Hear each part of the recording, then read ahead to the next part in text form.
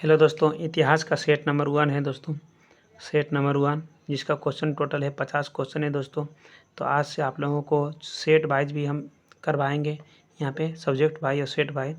ये general competition का question है दोस्तों। तो जिसे शुरुआत करते हैं दोस्तों। तो पहला क्वेश्चन क्या है दोस्तों? तो रणजीत सिंह किस सिख मिसल से संबंध रखते थे? तो रणजीत सिंह किस मिसल से संबंध रखते थे? तो चुकर चकिया से रणजीत सिंह संबंध रखते थे। तो कौन सा अंतिम सम्राट मयूर सिंहासन पर बैठा था? तो कौन सा अंतिम सम्राट मयूर सिंहासन पर बैठा था? तो 2 का सी हो जाएगा। तो दोस्तों मोहम्मद शाह बैठा था। 1857 की क्रांति कहाँ हुई थी? क्या बोल रहा है दोस्तों? 1857 की क्रांति कहाँ हुई थी? तो 1857 की क्रांति कहाँ हुई थी? तो 3 का सी मेरठ में हुई थी। ठीक है। और चौथा नंबर क्वेश्चन क्या बोल रहा था दोस्तों? पहली टेलीग्राफ लाइन लॉर्ड डलहौजी द्वारा 1853 में किसके बीच शुरू की गई दोस्तों? तो 4 क्वेश्चन का आंसर क्या हो जाएगा दोस्तों? डी हो जाएगा, कलकत्ता और आगरा हो जाएगा दोस्तों आंसर। 5 नंबर में क्या बोल रहा है? अवध का अंतिम नवाब कौन था? अवध का अंतिम नवाब कौन बना था दोस्तों?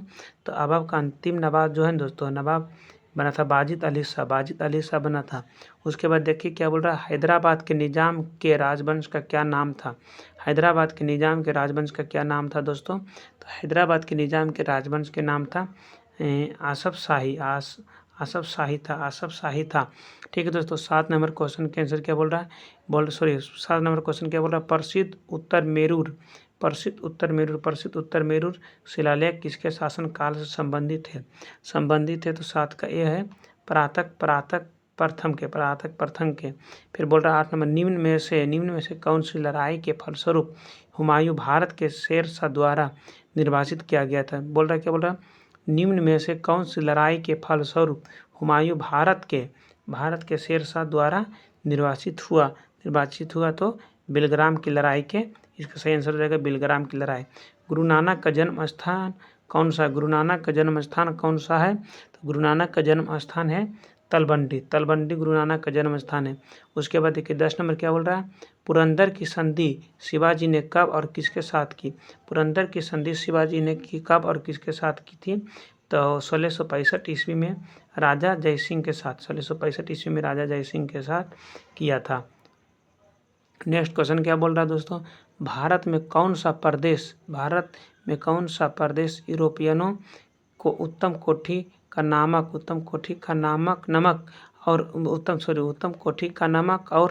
नमक और अफीम उपलब्ध कराता था। तो कौन होगा आंसर इसका? 11 किसी हो जाएगा बिहार हो जाएगा।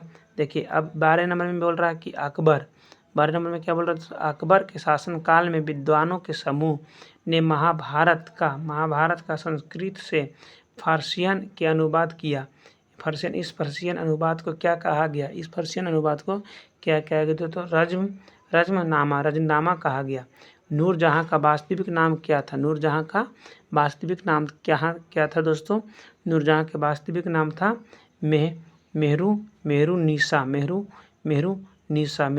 था नूरजहां का वास्तविक नाम। 14 नंबर क्वेश्चन क्या बोल रहा है दोस्तों? गोलकुंडा के राजा कौन थे? गोलकुंडा के राजा कहलाते थे। कौन कहलाते थे दोस्तों? तो 14 के आंसर हो जाएगा कुतुब शाही हो जाएगा। उड़ीसा के गजपति राजवंश का संस्थापक कौन था? उड़ीसा के गजपति राजवंश का संस्थापक कौन था दोस्तों? तो उड़ीसा के गजपति राजवंश का संस्थापक था कपिलेंद्र था। कश्मीर का जेनुअल अबिदीन 1420 से लेकर 1470 जो अपनी कला और साहित्य की संरक्षता के लिए प्रसिद्ध था, वह किस राजवंश से संबंधित था? तो 16 का ये हो जाएगा शाहमीर वंश से। उसके बाद 17 में क्या हो जाएगा दोस्तों? इनमें से कौन से बहमनी सुल्तान ने अपनी राजधानी गुलबर्ग से बीदर स्थानांतरित की? गुलबर्ग से बीदर किसने स्थानांतरित की थी दोस्तों? तो डी हो जाएगा अहमद शाह बली। ठीक है। नेक्स्ट क्वेश्चन की ओर चलते हैं दोस्तों। 50 क्वेश्चन टोटल है। इसमें बोल रहा है कि मध्यकालीन मंदिरों में सबसे लंबा कौन सा मंदिर है। मध्यकालीन मंदिरों में लंबा सबसे कौन सा मंदिर है, तो 18 के डी हो जाएगा दोस्तों, तंजौर कबीरदेश्वर मंदिर। मध्यकालीन मंदिरों में सबसे लंबा मंदिर कौन है, तो तंजौर कबीरदेश्वर मंदिर। किस राष्ट्रकूट राजा ने एलोरा में शिव का प्रसिद्ध कैलाश मंदिर बनवाया।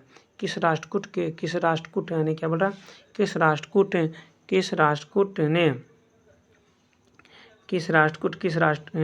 राजा ने एलोरा में शिव का प्रसिद्ध कैलाश मंदिर बनाया। तो क्या हो जाएगा इसका आंसर दोस्तों, 19 का सी हो जाएगा, कृष्ण प्रथम था। ठीक है। सबसे पुरानी स्मृति कौन सी है, सबसे पुरानी स्मृति कौन सी है दोस्तों, तो सबसे पुरानी स्मृति है ना जो मनु स्मृति है।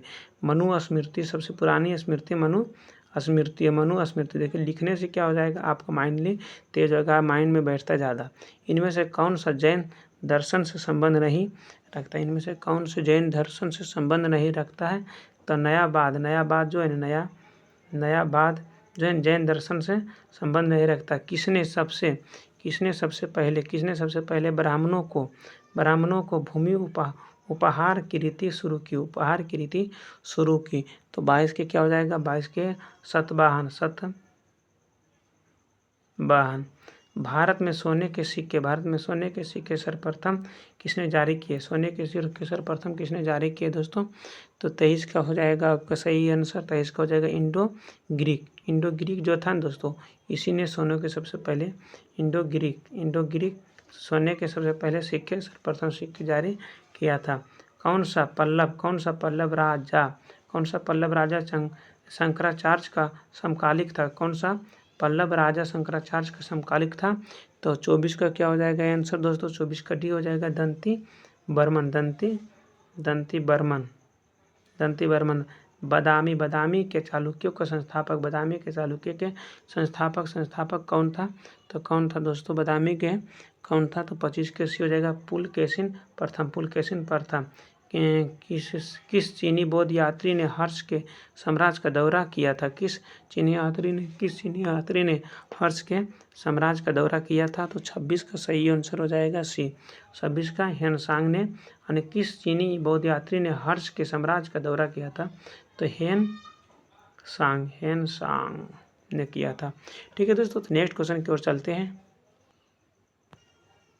27 नंबर क्वेश्चन क्या बोल रहा है दोस्तों, किस गुप्त राजा ने अपने शासन के अंतिम काल में बौद्ध धर्म को गले लगाया और नालंदा विश्वविद्यालय की स्थापना किया। देखिए यहाँ पे 2 क्वेश्चन बन रहा है कि किस गुप्त राजा ने अपने शासन के अंतिम काल में बौद्ध धर्म को गले लगाया और नालंदा विश्वविद्यालय की स्थापना किया, तो 27 का सही आंसर हो जाएगा सी, कुमार गुप्त जो थे वो नालंदा पड़ता है बिहार स्टेट में नालंदा पड़ता है, तो नालंदा विश्वविद्यालय की स्थापना कुमार गुप्त ने किया था।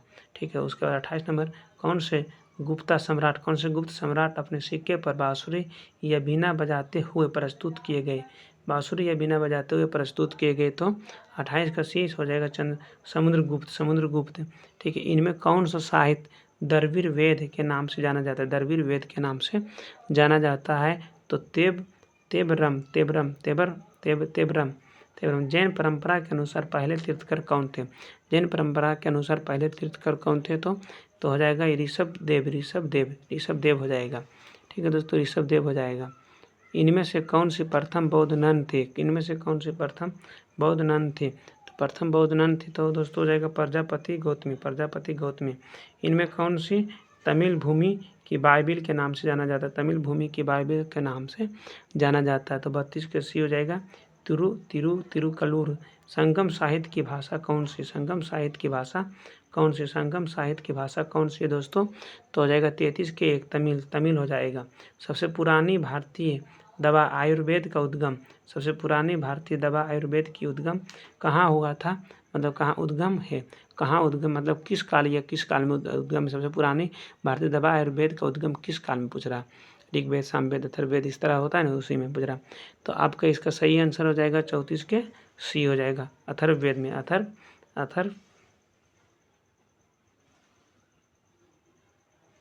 अथर्ववेद में पूरा वैदिक काल में कितने भगवान आर्यों द्वारा पूजित थे, तो आर्यों द्वारा पूजित थे तो 33 भगवान पूजित थे, 33 भगवान पूजित थे। फिर 36 में क्या बोल रहा है, सिंधु सभ्यता निम्नलिखित में से किस काल से संबंध रखती है। सिंधु सभ्यता निम्नलिखित में से किस काल से संबंध रखती है, तो हो जाएगा आदि ऐतिहासिक काल से। एपिग्राफी क्या है, एपिग्राफी क्या है दोस्तों, 37 में बोल रहा है कि एपिग्राफी क्या है, तो एपिग्राफी है शिलालेखों का अध्ययन। एपिग्राफी में शिलालेखों का अध्ययन किया जाता है। फिर मोहनजोदड़ो की सबसे बड़ी इमारत कौन सी, मोहनजोदड़ो की सबसे बड़ी इमारत कौन सी, मोहनजोदड़ो की सबसे बड़ी इमारत कौन सी है, तो बड़ा धान्यगार, ग्रेटनरी। फिर भारतीय उपमहाद्वीप में सबसे पहले खेती कहाँ हुआ, भारतीय उपमहाद्वीप में सबसे पहले खेती कहाँ हुआ, तो आपका हो जाएगा सही आंसर हो जाएगा मेहरगढ़ में हुआ था। ठीक है। फिर देखिए 40 नंबर क्वेश्चन क्या बोल रहा है दोस्तों, मानव आत्मा का एक शरीर से दूसरे शरीर में गमन किस वैदिक साहित्य का विश्वास है।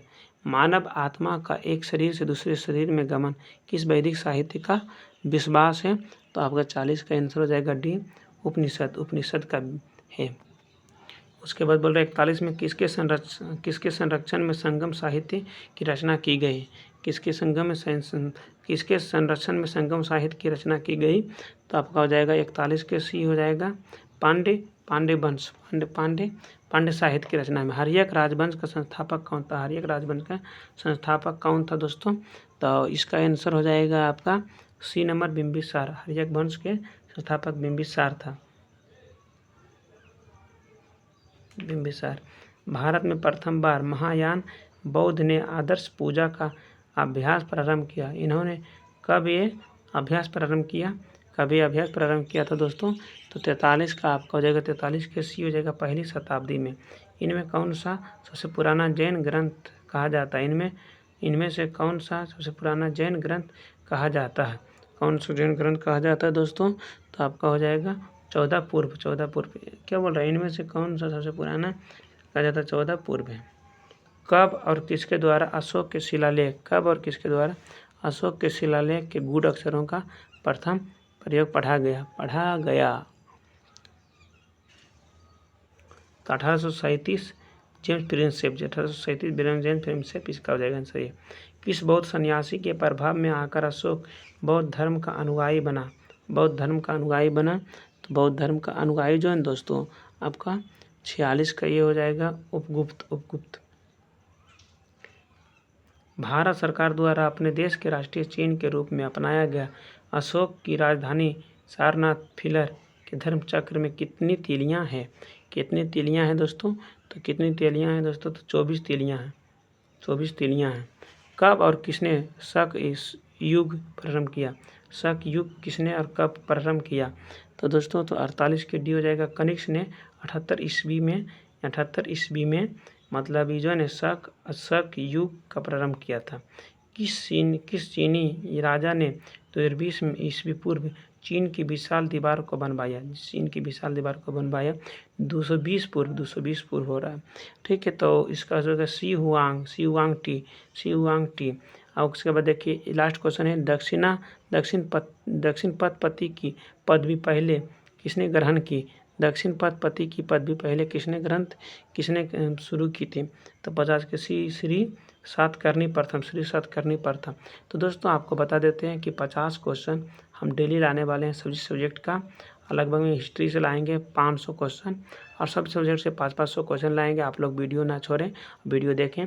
फिर हम आप लोगों को ऑब्जेक्टिव भी कराएंगे, 500 क्वेश्चन के अलावा भी कराएंगे, यानी हर सब्जेक्ट से लगभग में 3000 क्वेश्चन हम करवाने वाले हैं, हर सब्जेक्ट से 3000 क्वेश्चन करवाने वाले हैं। थैंक यू दोस्तों, फिर मिलते हैं नेक्स्ट वीडियो में, आपके साथ आपका भाई।